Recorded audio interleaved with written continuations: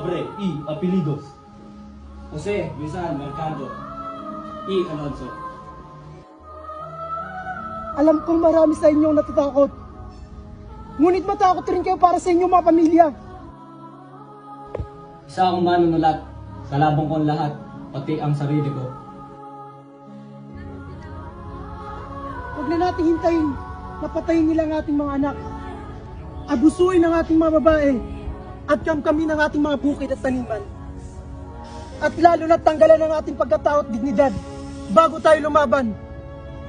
Lalaban tayo! Lalaban tayo! Noon pa ma, ikaw ay mahilig ng bumangga sa pader. Lalo na kung ang pader ay hindi nagsasabi ng katotohanan. Mga kapatid, narito lang yung magsikat. Lahat ng bagay na isinulat ko ay nakaugat sa katotohanan. Hindi ba responsibilidad ng manunulat ang isulat ang katotohanan? Mga kapatid, narito lang yung magsikat. Ilabas ang inyong mga sedula na simbolo ng pagsakot sa ating fans.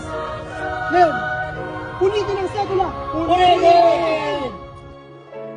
Ano ang nagbigay sa iyo ng karapatan na magsulat ng mga sinulat mo? Ang hinihingi lang namin ay ang pagkakapantay-pantay.